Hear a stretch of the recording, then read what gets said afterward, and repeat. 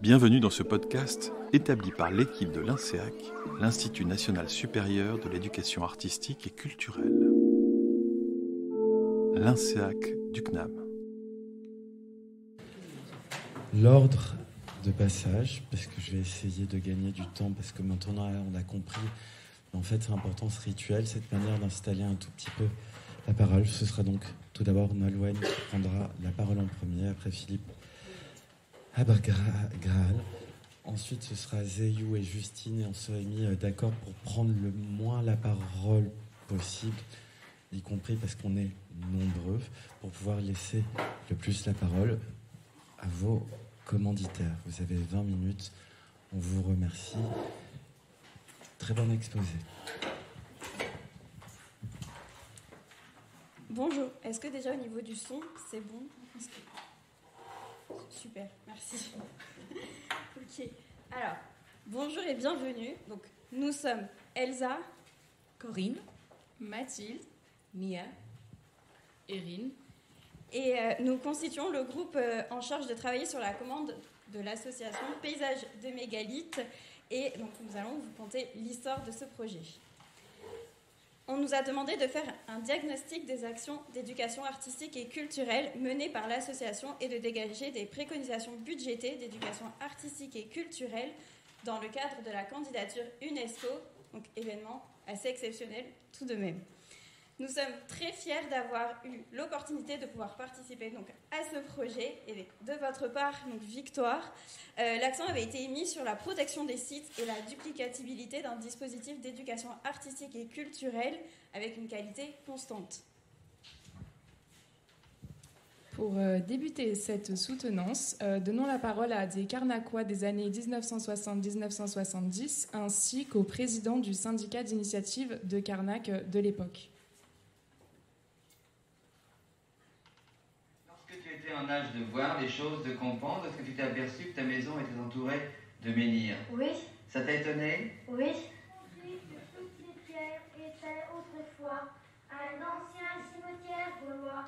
À chaque mort qu'il y avait, on y mettait une pierre. Il y a 4 chambres de menhirs. Le ménage qui a le menhir. Quoi, qui vous a appris cette petite histoire? C'est une vieille dame. Vieille dame qui habite ici? Oui, les sons blancs. Pourquoi que les monuments mégalithiques de Carnac s'appellent soldats de Saint-Cornélien? Toutes ces légendes que je vous récite, je les ai appris par mes vieux parents, mon grand-père, ma grand-mère, mes arrière-parents. Et maintenant, je les apprends aux enfants pour que lors d'autres pays de Carnac, on n'oublie pas cette légende des menhirs. Des touristes qui de midi à 14h se transforment en pique-niqueurs. Tout irait pour le mieux s'il ne restait rien de ces déjeuners sur l'herbe. Voyez-vous, le public ne se rend peut-être pas très bien compte qu'il est chez lui ici. Or, ces champs de menhirs, ces domaines sont propriété de l'État. Donc, par conséquent, ils appartiennent à tout le monde, ils appartiennent à chacun d'entre nous. Donc, nous avons le devoir et le droit de les préserver. Tout d'abord, nous aimerions définir le terme patrimoine de proximité. Dans l'ouvrage Émotion patrimoniale, Irina Tunikina a fait le texte Le patrimoine de proximité du coup de cœur au label, où elle explique la notion de la place importante du patrimoine depuis un demi-siècle et à quel point il pourrait être moteur pour les mouvements des individus et des collectifs. Le lien personnel entre le visiteur et l'objet au site et le fait de sensibiliser le public à son propre environnement.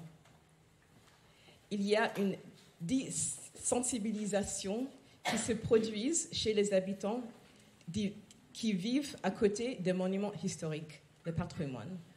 On ne reconnaît pas la valeur du site. La volonté de l'association Paysage de Mégalithes et de valoriser et protéger le patrimoine de proximité dans le plus de 150 sites mégalithiques qui sont situés dans les paysages quotidiens de Montbéarnais. Donc dans le cadre de ce PEPS, nos questionnements furent de se demander Comment, grâce à l'association Paysage de Mégalithes, ce patrimoine de proximité que nous venons de vous présenter peut-il être mis en valeur?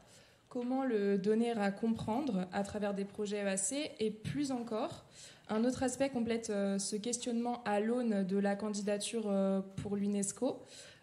Comment l'EAC Mégalithes Morbihan peut-il encourager chaque citoyen à la préservation des sites et à la protection de ces bouts d'éternité, pour reprendre les mots de Claire Bagène-Castel, autrice ayant participé à un projet d'EAC au sein de l'association. Comment éviter également la surfréquentation en développant pour autant le volet d'EAC, que l'on parle de l'élargissement de la typologie des publics visés, ou du déploiement départemental, voire régional, à l'intégralité du territoire breton. Un équilibre, vous l'aurez compris, à trouver donc entre la volonté d'élargissement et celle de préservation des sites. Au début de notre projet, nous avons fait un état de lieux pour savoir quelles actions culturelles existent autour de Mégalithes pour le grand public dans les 28 communes qui font partie de candidature UNESCO. Nous avons trouvé des informations dans presque tous les sites officiels de communes. On a aussi vu, il y avait une visite guidée par le petit train. C'est un circuit touristique. Et aussi, c'est le Centre de monuments nationaux qui propose des guides visités par le conférencier.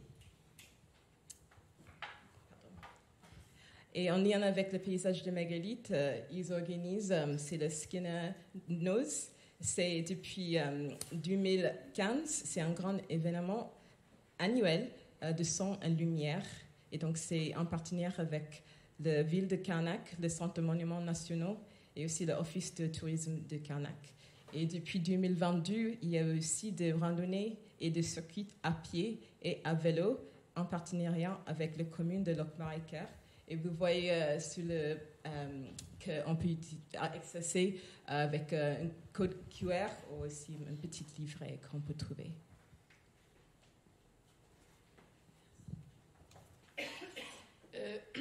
Donc, comme vous venez de l'entendre, les sites mégalithiques de Karnak et des rives sud du Morbihan sont un terrain culturel assez riche. Le travail de d'EAC il a été repris par les collectivités locales assez tard.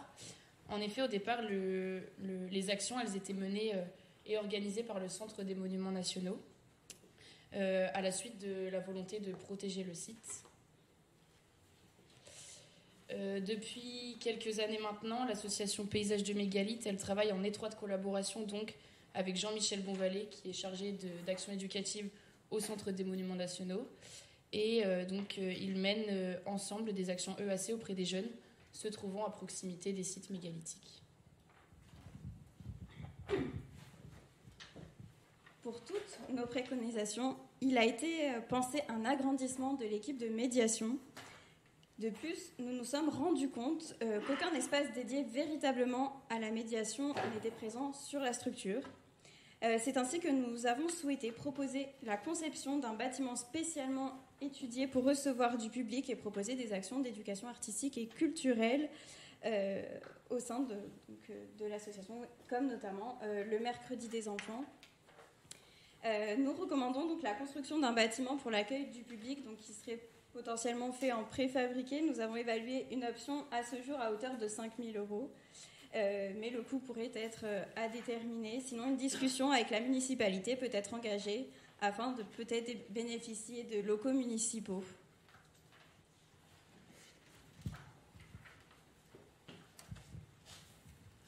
À l'occasion de notre état des lieux,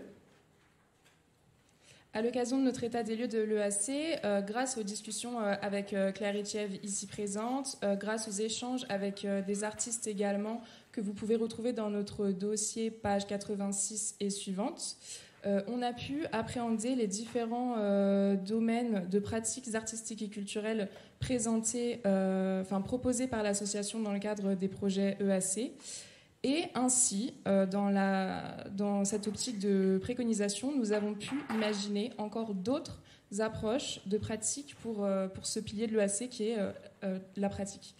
Donc, les mégalithes conservent bien des mystères, des pratiques culturelles et artistiques très diverses pourraient être déployées à partir d'un unique angle d'approche qui est le suivant, la symbolique des mégalithes. C'est notre préconisation numéro 3. La Bretagne est une terre de contes. Pierre-Jacques Azélias dira à propos de sa Bretagne que le conte n'existe que par le conteur. C'est dans son ouvrage, qui est le fruit de 40 ans de recherche sur les mythes et légendes de Bretagne, Le quêteur de mémoire, qu'il avancera cela. Donc, dans le cadre de cette préconisation, on ferait ici toute place au pouvoir qu'ont les artistes d'emmener les enfants et les jeunes dans leur univers, dans leur imaginaire. Un univers de contes et légendes qui pourra aussi devenir féerique avec, on peut imaginer, une résidence d'artistes au sein d'un collège qui ferait de cette féerie liée aux mégalithes le quotidien des collégiens. Pendant le rencontre nationale de l'USC, qui se passait ici à Ansiac en septembre, le premier jour a été dédié au patrimoine et matrimoine. Notre recherche a été inspirée par la rencontre avec les acteurs culturels et les échanges avec les personnes spécialisées dans ce domaine. En fait, c'est une photo que j'ai prise pendant l'atelier UAC en archéologie avec Claire Tardu et Anne-Lyne Boucle. Et pour notre quatrième préconisation, nous visons le projet UAC en lien avec l'éducation développement durable. Nous proposons une conception d'une ère patrimoine éducative. Nous savons que cela n'existe pas encore, mais par le modèle d'ère éducative qui était déjà en place, nous pourrions valoriser les sites mégalithiques, surtout ceux qui sont moins connus, en encourageant l'initiative étudiante, donc par l'axe de patrimoine. La mise en place privilégie le travail de collaboration avec les enseignants, les élèves, les communes, les structures culturelles et même les artistes. À ce jour, Paysage de mégalithes propose des projets d'éducation artistique et culturelle en direction du public scolaire, essentiellement primaire, avec le patrimoine situé sur leur propre commune. Cette année, un projet avec le lycée de Vannes est en cours de réalisation. Nous proposons d'élargir ce public à de plus jeunes enfants, tels que ceux accueillis en crèche. En effet, comme le préconise le rapport du ministère de la Santé et de la Prévention, intitulé « Les 1000 premiers jours, là où tout commence » de septembre 2020, le rôle des actions d'éveil artistique et culturel répond aux besoins développementaux des tout-petits.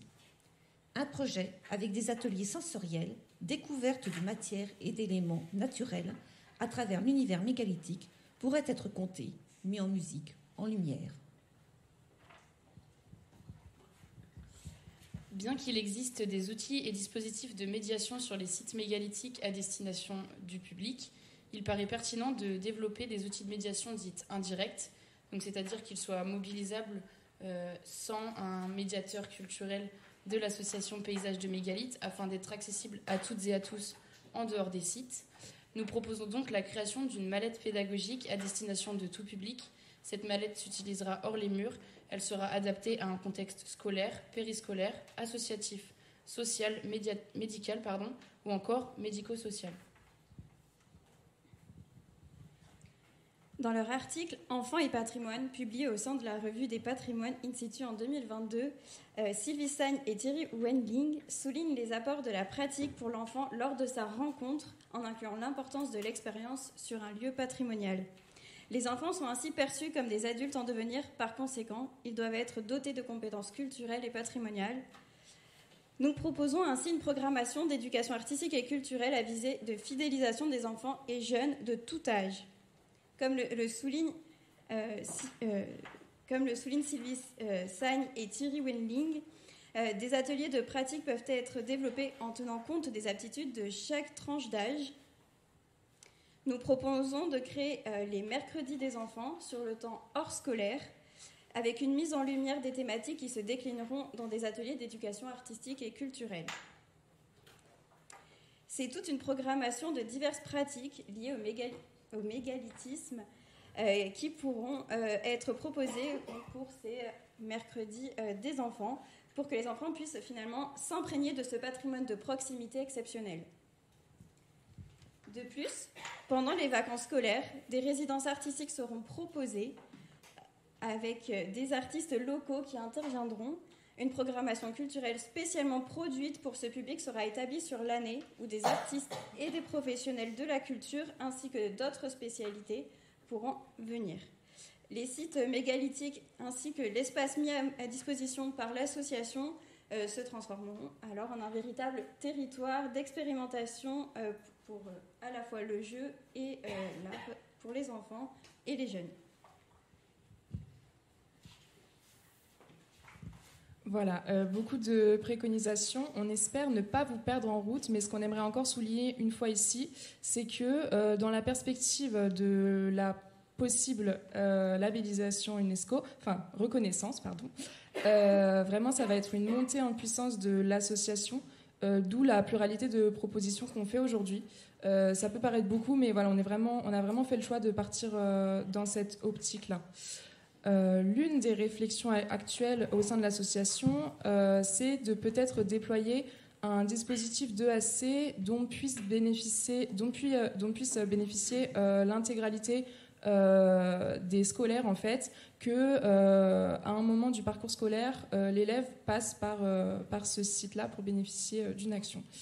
On est parti dans une préconisation pour toucher l'intégralité des élèves de seconde sur une année. Voilà, ça fait beaucoup. Ça amènerait à accueillir 6 ou 7 classes par jour sur les 550 sites, ceci dit. Mais ce serait assez intéressant parce que pour un prix de 2,50 € par lycéen, couvert par la part collective du Pass Culture, en fait, on arrivera à un budget à l'équilibre. Donc voilà.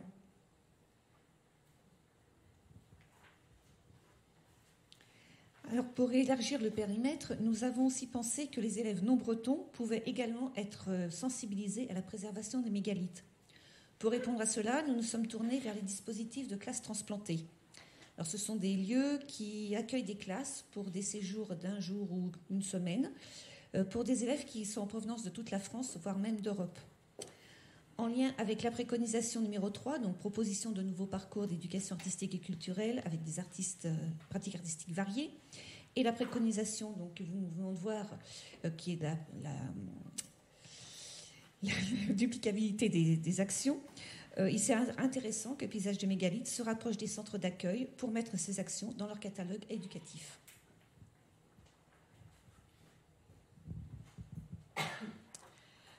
Nous constatons que le groupe de travail de second degré a déjà bien avancé sur la mise en place d'un pôle de ressources pour les enseignants pour développer le projet EAC. Le groupe vise à rendre accessibles ces ressources sur un site. Ils ont déjà effectué un recensement de projets et dispositifs. Nous avons aussi discuté avec Hélène Lecovi-Guérin, qui est responsable de la communication de cette ressource.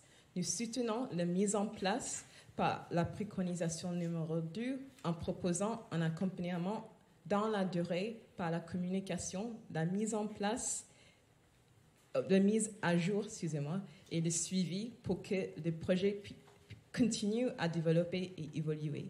De plus, les ressources peuvent éventuellement être exploitées par des enseignants dans toute la région de Bretagne.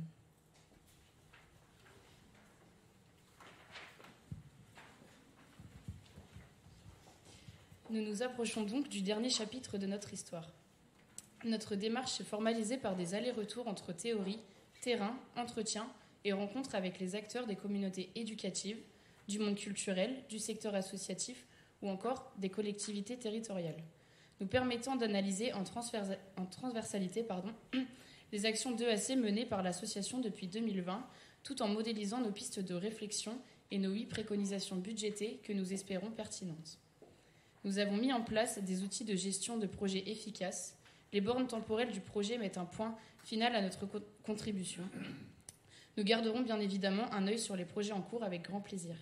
Nous remercions une nouvelle fois l'ensemble des personnes ayant contribué à ces réflexions, la direction scientifique, Nous tenions sincèrement à remercier Victoire Doriz et Claire Etchiev pour leur présence aujourd'hui et leur disponibilité tout au long du projet, dans ce contexte très chargé dans le cadre de l'UNESCO. Merci également à l'ensemble du groupe pour ce travail. Pour l'ensemble du groupe, cette expérience de projet professionnel et scientifique a été perçue comme le moyen de développer des compétences et connaissances sur un site patrimonial assez majestueux. C'est comme si on mettait une pierre à l'édifice, ou plutôt un menhir à Carnac, comme vous voulez, pour ce projet monumental. Nous souhaitons le meilleur à l'association pour ces projets à venir qui prennent soin des mégalithes sur le temps long. Cette action contemporaine de protection et mise en valeur via l'EAC est essentielle pour sa transmission dans un esprit de citoyenneté plurielle. À cette date,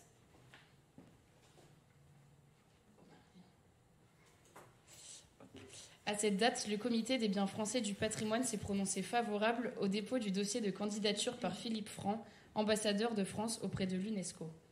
À suivre.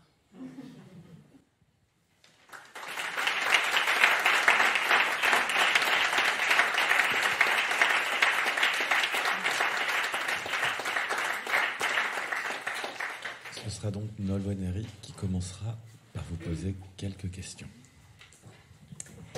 Trugaredar, merci à vous.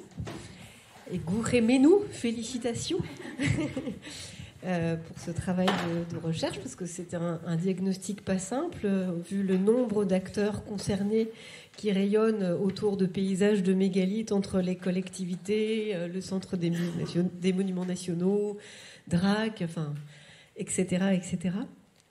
Donc, oui, c'est un sujet qui m'intéresse forcément. Il s'agit de patrimoine, un patrimoine archéologique, un patrimoine naturel, un patrimoine de proximité. À voir effectivement comment tout ça va se conjuguer. Donc, bravo. Et j'ai quand même le droit de faire juste une petite remarque.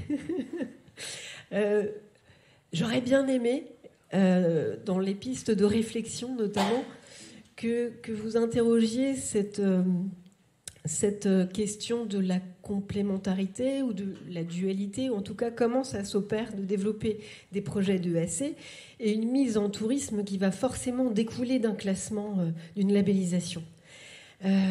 C'est des choses qu'on observe qui sont parfois en tension dans les lieux culturels. On a besoin de faire venir du monde, on s'adresse à plein de publics différents, des publics touristiques, des publics empêchés, des publics de proximité, des publics spécifiquement ciblés par l'EAC. Mais comment tout ça s'opère? Est-ce que c'est compatible? Enfin, quelles sont les conditions de réussite? Je renvoie à la note de synthèse, vous savez. Dans une note de synthèse, on fait un diagnostic, après on fait des propositions, et souvent les propositions, elles sont conditionnées par des critères de réussite pour que ça s'opère. Donc moi j'avais cette petite question-là. Et puis une remarque, attention aux préfabriqués. On est dans un site mégalithique classé. Donc c'est un paysage naturel. Donc il faut avoir cette appréhension-là aussi. Donc, le musée de Carnac aussi, j'aurais aimé le voir peut-être un peu plus cité, parce que pour moi, c'est un opérateur tellement incontournable pour les podcasts, par exemple, parce que qu'avant, ça me paraît un peu loin, même si c'est une très bonne idée. Mais je pense que le musée de Vannes, ils sont super dynamiques aussi, et finalement pas très loin. Donc, je pense qu'il y a des acteurs culturels de proximité avec qui on peut tisser des liens. Et puis, l'enjeu, c'est sur le domaine artistique, vous avez raison. Il faut inscrire ces monuments dans une forme de contemporanéité. C'est tout l'enjeu du patrimoine, en fait, de ne pas le figer dans une certaine histoire ou dans un c'était mieux avant. Il faut toujours se servir du patrimoine pour faire le lien entre hier, aujourd'hui et demain. Alors après, quelle approche artistique?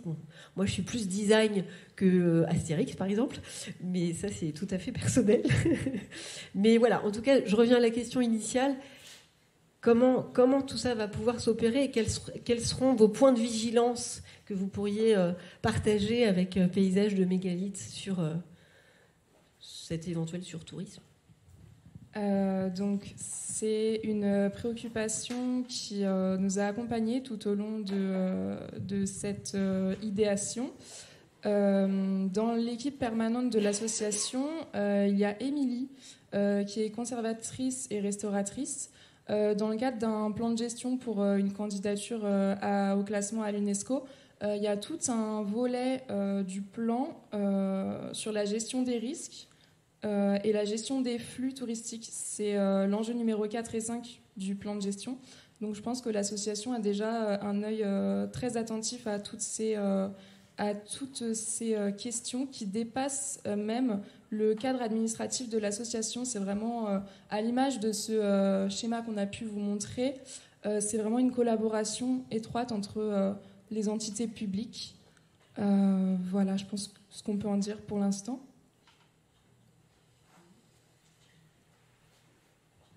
Avez-vous d'autres retours? C'était une réponse très bien, très technique. Et voilà. Merci à vous. Donc à mon tour, alors vous avez fini par la notion du temps long. Je me souviens avec mes enfants qui sont maintenant très grands d'avoir semé des graines de menhir. Effectivement, ça n'a pas beaucoup poussé. Donc le temps est très très long. Et comment deux choses. J'avais lu le dossier, enfin le PEPS de la Cour des comptes avant le vôtre. Et dans la liste des choses, il parlait des microfolies. Voilà. Donc j'avais ça en tête, des microfolies. Et à la lecture du vôtre, je me dis, mais finalement, je ne sais pas si vous connaissez le dispositif des microfolies, mais de la Villette, si. Ouais, voilà. Je me disais, mais est-ce que dans le monde archéologique et dans le patrimoine de ce type, des projets de ce genre pour justement rendre accessible un certain nombre de choses sans forcément, du moins dans un premier temps, se déplacer, était aussi envisagé ou imaginé dans cet univers, comme ça a pu le faire les microfolies. Voilà, c'est une question, vous me répondrez après.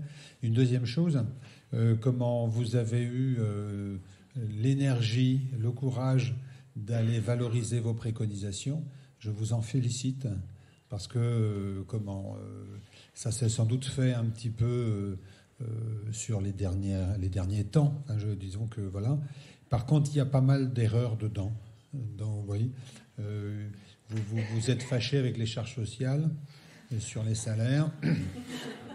Et de temps en temps, la calculatrice, sans doute, avait quelques erreurs parce que les sommes n'étaient pas justes. Mais au-delà de ça, vous avez le mérite d'avoir formalisé chaque projet avec l'imprécision de la prévision. Hein. De toute façon, c'est normal. Là, juste la petite chose, c'est qu'il y a effectivement une des préconisations qui est équilibrée en termes de financement avec le Pass Culture. Et vous l'avez souligné. Et pour les autres, vous avez laissé en suspens le financement des actions. Donc, on s'était questionné là-dessus. Voilà, vous n'avez pas eu potentiellement la réponse, mais c'est important aussi d'aller chercher toujours, comme disait précédemment, un des critères de réussite, c'est que financièrement, ça s'équilibre. Et c'est vrai que cette question-là est toujours importante. Alors après, on peut avoir des réponses en disant que ça fait partie du budget global lié à l'UNESCO, mais aller chercher quand même cette réponse. Voilà. C'était ça la petite remarque complémentaire. Et puis merci beaucoup pour ce travail de clarification. C'était un vrai toit de l'araignée, un vrai fouillis entre tous les acteurs et les différentes strates qui interviennent sur ce site. Donc au moins là, il y a une belle cartographie. Merci beaucoup.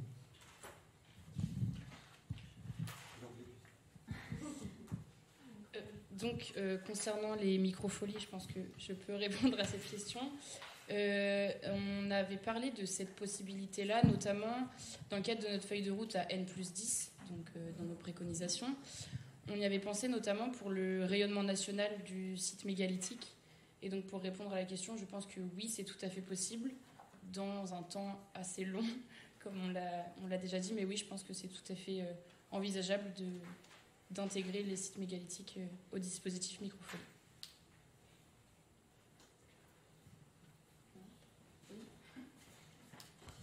Et juste par rapport aux sources de financement, on avait du coup pour appui un document donc, qui est dans le plan de gestion avec les diverses lignes de financement qui ont d'ores et déjà été attribués à l'association avec l'UNESCO, qui s'étendent, si ma mémoire est bonne, de 2023 à 2027, quelque chose comme ça.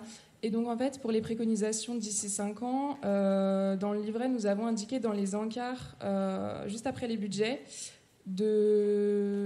à quelle ligne, en fait, on envisageait la ressource pour ces actions-là. Pour ce qui est dans 10 ans, c'était un petit peu compliqué. Merci beaucoup. Du coup, déjà, merci beaucoup pour ce travail en équipe. Et puis, puisque au bout de ce premier semestre, on voit bien en fait la dynamique, la cohérence au sein de cette équipe-là. Et ça me rend même parfois un peu coupable, puisque je me suis dit que comme vous travaillez tellement bien et puis vous étiez tellement autonome, du coup, j'ai pas trop veillé sur vous. Du coup, mais en même temps, c'est une bonne chose. Du coup, en fait, voilà, les travaux que vous avez montrés au niveau d'état de lieu, c'est assez clair. Et puis, vous avez bien montré l'intérêt de tous les acteurs de AC dans les territoires. Et puis, vous avez bien documenté ça, je ne m'en doute pas du tout, puisque voilà, les travaux que vous avez montrés, ça demande bien sûr beaucoup de temps de travail. Et puis vos pistes de réflexion, ça m'a beaucoup intéressé. Je trouve que c'est très très intéressant. Et puis, surtout pour EAC, vous avez apparemment montré les différents aspects, surtout par ce site mégalith, en fait, différentes possibilités, surtout par exemple médiation scientifique, médiation un peu archéologique, tout ça. Et puis vous avez aussi parlé de peu de ressources, et puis peut-être ça n'a rien à voir. Hein. Et puis ça me fait penser à préac archéologie à Nouvelle-Aquitaine, je crois que c'est le seul préac archéologie. Je sais pas, peut-être ça pourrait donner quelque chose, mais je sais pas. Puis ça, ce sont tous quelque chose que j'ai beaucoup apprécié. Et maintenant, peut-être, je vais faire quelques petites remarques qui vont vous aider peut-être dans vos réflexions dans l'avenir, puisque bien sûr, vous avez bien défini qu'est-ce que c'est le patrimoine. Et puis, mais l'enjeu dans votre écriture, c'est plutôt le patrimoine de proximité par rapport au patrimoine. En fait, vous avez un peu moins défini ce que c'est patrimoine, proximité, et cela signifie cette proximité, en fait. Et aussi des notions qui pourraient lier à la proximité. Vous avez évoqué de temps en temps, mais pas forcément de chercher un peu plus, par exemple, la notion de mobilité. Et puis aussi, vous avez évoqué parfois des tourismes touristiques. C'est très intéressant à creuser un petit peu de plus. Par exemple, si vous voulez savoir un petit peu plus sur le tourisme, sur mobilité, il y a sociologue britannique qui travaille sur les deux sujets, John Urry, G-O-H-N-U-R-R-Y. Voilà, ça pourrait vous intéresser. Et puis, ça, c'est une petite remarque. Et puis, une autre chose qui est liée peut-être à une petite question, c'est que j'ai remarqué qu'en fait, puisqu'en lisant vos articles, vos livrables, je me suis dit que peut-être c'est un petit peu dommage que vous traitez que les scolaires, tout ça, mais en même temps, quand je voyais vos problématiques, je me suis dit, c'est normal, puisque c'est vraiment quelque chose qui vous intéresse. Comment faire découvrir et mettre en valeur un patrimoine de proximité, les sites mégalithes auprès des scolaires au travail de projet RC, mais en même temps, sur le synthèse de 4 pages, vous n'avez pas du tout mis les mêmes hypothèses. Dans ce cas-là, ça colle un peu moins de ce que vous décrivez en gros. Du coup, je veux savoir, est-ce que vous le faites exprès ou c'est une petite erreur de votre côté. Mais c'est rien de grave. De toute façon, ce que vous décrivez, c'est très très bien. Et puis, finalement, comme je disais, c'est pas forcément votre centre d'intérêt, mais c'est intéressant de voir aussi un petit peu, par exemple, la relation avec les habitants, tout ça, peut-être, dans l'avenir, je sais pas. Et une dernière question, peut-être, c'est que vous parlez beaucoup d'écoles, mais je ne vois pas la parole des élèves. Du coup, est-ce que c'est plutôt un choix de votre côté, ou bien vous avez rencontré des difficultés un peu techniques ou des choses qui vous rendent moins en contact avec les élèves? Voilà. Vous n'êtes pas obligé de répondre à cette question. C'est juste mon petite remarque. Merci.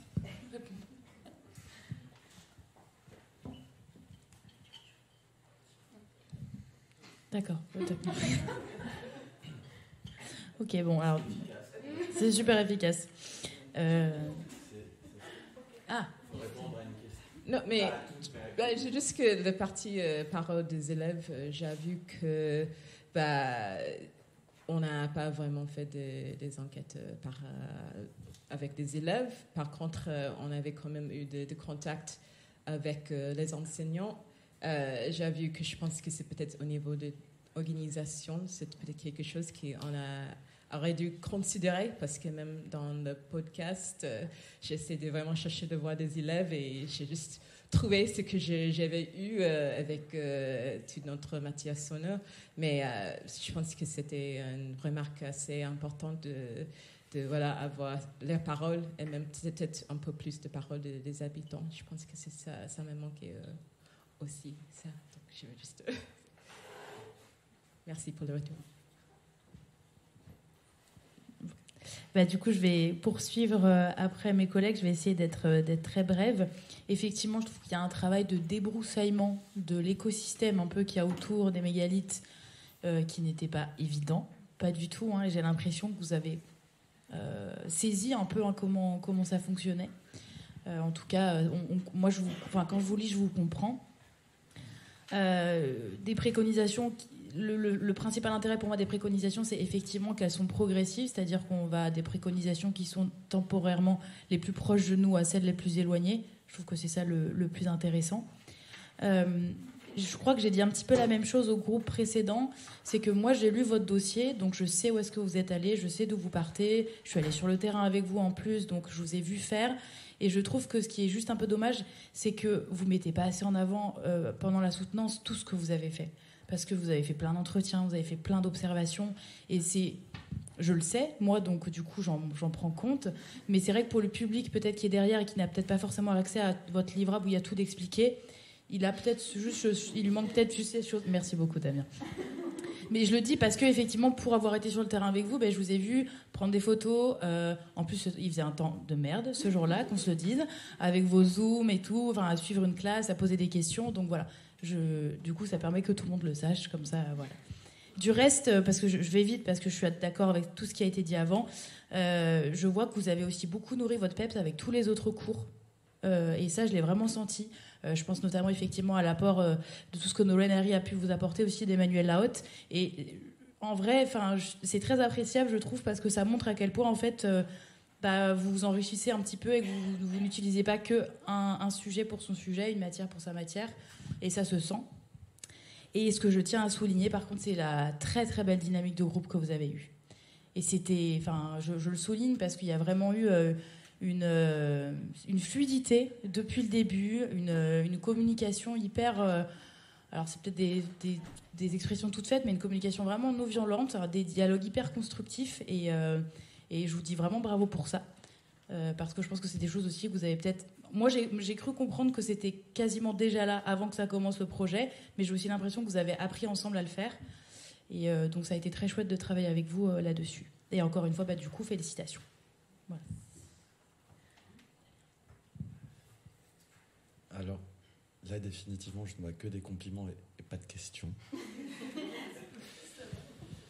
Et en effet, Zeyou Li et Justine, c'est ce que je disais à Nolwenn Herry. En fait, Zeyou disait que vous aviez été autonome. Et la question de l'autonomie, c'est aussi de savoir avec qui on l'a construit. Et très clairement, on voit que vous l'avez construit avec Emmanuel Lahotte et Nolwenn Herry. Et c'était vraiment ce que j'étais en train de lui dire, puisqu'en fait, je vois aussi des références qui deviennent un peu guingampesques. Moi, je viens d'un laboratoire où il y avait beaucoup plus de muséos. Et là, je vois à la fois de la muséo, mais je vois aussi l'histoire du patrimoine, de l'histoire de l'art, de la conservation patrimoine.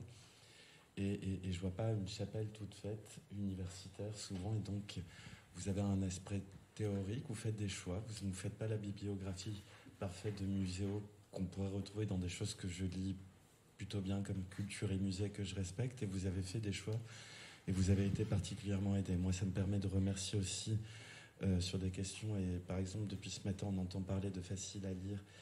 Et donc, Adrien Wallet et Sonia sur Bernard Tosser sur la lecture, sur la question de l'éducation aux médias, évidemment, Laurent Garot, Stéphanie Pourquier-Jacquin, et évidemment Raphaël Roth, qui aurait dû parler à ma place. Je pense que c'est important de verbaliser, de dire toutes ces choses-là. de vous dire pourquoi, parce qu'il y a vraiment... je retrouve mes petites notes où je vais aller très vite. Là, je suis perdu, je vous le dis tout de suite. Ouais, en fait, c'était peut-être déjà là, mais vous avez eu une méthode, y compris avec cet objet transitionnel dont j'ai reparlé, c'est-à-dire il y a une manière aussi... la mascotte, non, mais c'est important. Et, oui, il y a quelque chose où il y a une petite dimension affective qui passe dans ce que vous avez créé comme relation à ce patrimoine. Et je le dis parce que Carlos Alonso, qui est un universitaire espagnol, est venu voir en France, non pas comment on faisait bien de l'histoire de l'art, mais comment on fait de l'EAC et comment on crée un lien affectif au patrimoine.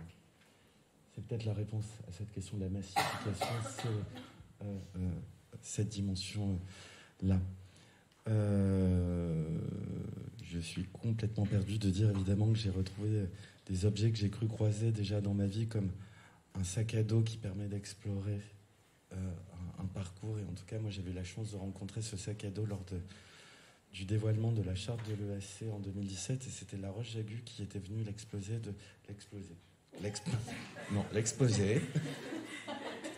devant Audrey Azoulay, qui est où maintenant ?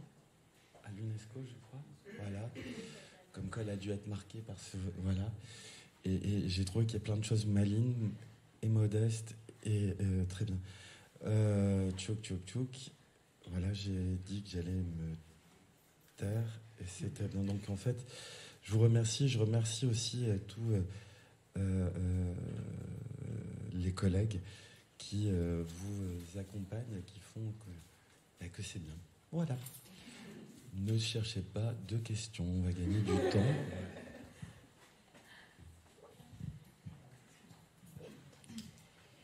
Merci. Je suis bien placée pour savoir que le sujet était atrocement compliqué. Démêler cette nébuleuse d'acteurs, démêler ce besoin que vous avez, ça vraiment aussi, je voudrais le souligner, compris de la préservation de ces monuments. C'était très important pour nous et c'est très important dans le cadre du dossier UNESCO dans lequel s'insèrent ces EAC. Et je trouve que le fil que vous avez tiré, il est très malin d'avoir commencé par parler des alignements de Karnak, qui sont aujourd'hui le site principal, le vaisseau amiral, on aime bien dire, nous, dans le cadre du dossier UNESCO, qui est aussi historiquement un des premiers sur lequel on a fait de l'EAC.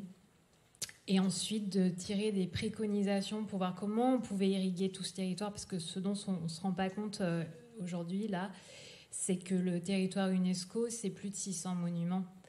Donc on a parlé des alignements, mais l'idée, c'était effectivement de voir comment on pouvait préserver tous les autres, et en passant notamment par les enfants et plus loin. Donc ça, je trouve que vous l'avez très bien compris, vous l'avez expliqué.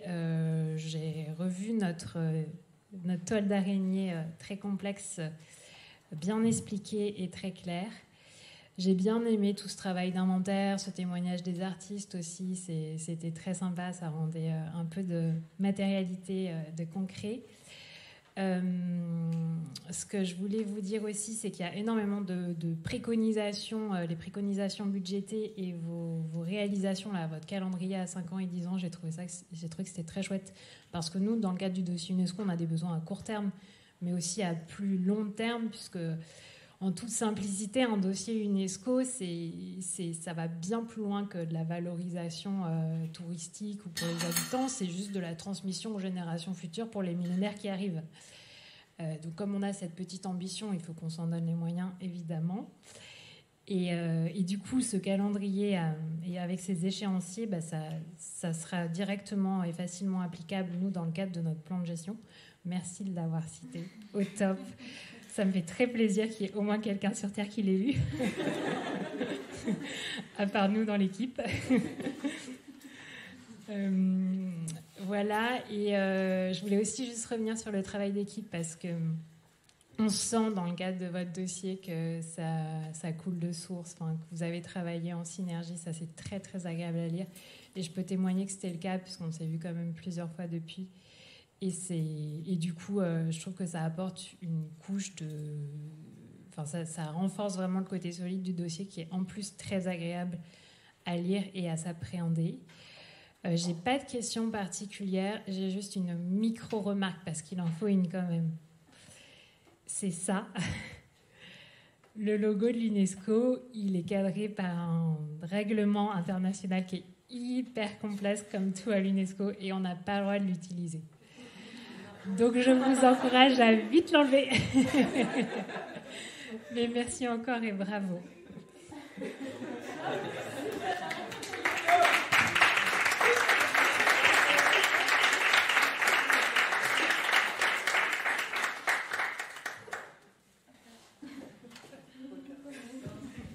Ouais, juste pour dire un petit mot rapidement, merci beaucoup pour vos retours et l'écoute tout au long du projet.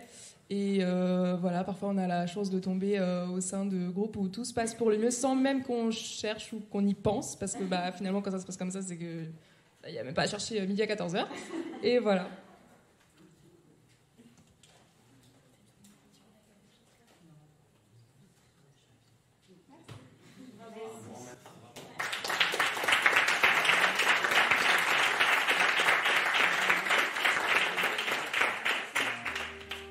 Si vous avez aimé ce podcast, faites-le nous savoir avec un pouce bleu et n'hésitez pas à vous abonner pour être informé de nos prochaines diffusions. Merci de votre écoute. Sculptez le son, aiguisez son regard.